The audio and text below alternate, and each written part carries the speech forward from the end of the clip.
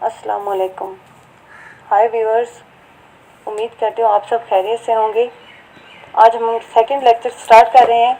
आज के इस लेक्चर में मैं आपको ग्रामर के बारे में पढ़ाऊंगी कि ग्रामर होती क्या है, इसको हम क्यों यूज़ करते हैं और ये हमारे ज़्यादातर किस काम आती है। इसकी जो डेफिनेशन है मैं आपको ये बता रही हूँ कि putting the right word at the right place, सही अल्फाजों को सही जगह पर रखने को हम ग्रामर कहते हैं। ग्रामर को हमने 2 पार्ट्स में डिवाइड कर दिया है ताकि आप इसको आसानी से अंडरस्टैंड कर सकें। नंबर 1 है वर्ड और नंबर 2 सेंटेंस। नंबर 1 वर्ड के बारे में मैं आपको बताऊं तो वर्ड बनाने के लिए आपको पार्ट्स ऑफ स्पीच की ज़रूरत पड़ती है। जैसा कि मैं आपको पहले बता चुकी हूँ कि कुछ स्टूडेंट्स को मैं देख चुकी हूँ जो कि टेंसेस का रट्टा लगा लेते हैं, पार्ट्स ऑफ स्पीच का रट्टा लगा लेते हैं, जबकि उनको इन चीज़ की समझ नहीं होती कि असल में ये कहाँ पे यूज़ होंगे, कैसे यूज़ होंगे। तो इसीलिए मेरी रिक्वेस्ट है कि जो मैं आप पढ़ा रही हूँ, आपको समझाने की कोशिश कर रही हूँ, तो आप इसको काइंडली अंडरस्टैंड करने की कोशिश कीजिएगा। रट्टा नहीं लगाना, इसको अंडरस्टैंड करना है ताकि आप इन फ्यूचर भी आप इसको यूज़ कर सकें।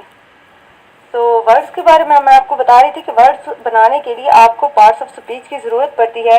वर्ड्स जो होते हैं वो पार्ट्स ऑफ स्पीच से लिए गए होते हैं, जिसके अंदर noun, pronoun, verb, adverb, adjective, conjunction, interjection, ये सारी चीज़ें आ जाती हैं।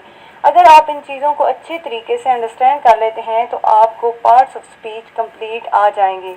इसके बाद आप वर्ड बना सकते हैं।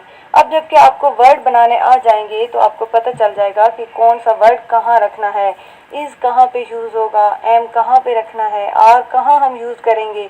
तो ये चीज़ें आप इन चीज़ों को आप अंडरस्टैंड कर सकोगे। पार्ट्स ऑफ स्पीच के अंदर हम देखते हैं कि नाउन के अंदर नाउन कौन सा है, नाउन के अंदर प्रोनाउन कौन से हैं। तो ये सारे वर्ड बनाने में बहुत काम आते हैं। अब हम आ जाते हैं अपने सेकंड नंबर पे। सेकंड नंबर जो हमारा था वो है सेंटेंस। What is sentence? ये इंडिपेंडेंट नहीं होते बल्कि ये डिपेंड कर रहे होते हैं टेंसेस पे।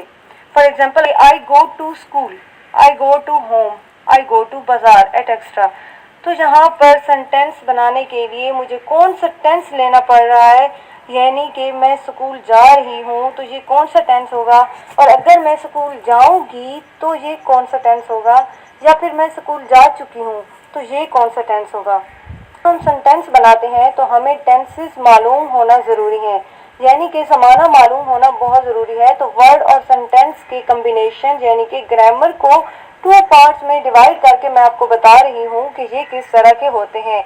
वर्ड जो होते हैं वो पार्ट्स ऑफ स्पीच पे डिपेंड कर रहे होते हैं और सेंटेंस जो होते हैं वो टेंसेस पे डिपेंड कर रहे होते हैं। इसके अलावा ग्रामर को फर्दर 2 पार्ट्स में भी डिवाइड किया गया है, जिसका नाम है वॉइसेस।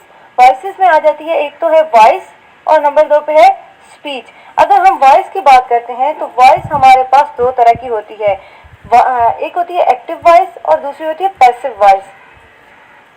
वॉइस जो है ये भी हमारी ग्रामर का ही हिस्सा है और ये हमारी स्पीच के लिए बहुत ही बेस्ट है।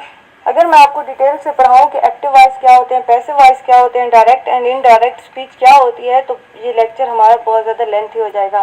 तो ये चीज़ें मैं आपको नेक्स्ट लेक्चर में पढ़ाऊँगी।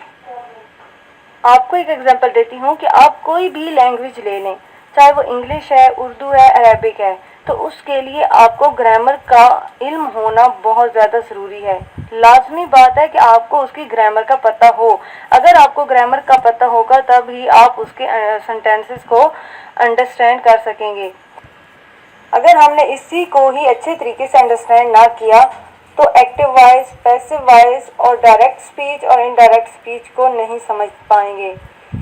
आज के लेक्चर में मैंने आपको ग्रामर के बारे में बताया कि आप इसको किस तरह से डिफाइन कर सकते हैं। Thanks for watching. मिलते हैं नेक्स्ट लेक्चर में। Take care. अल्लाह हाफिज़।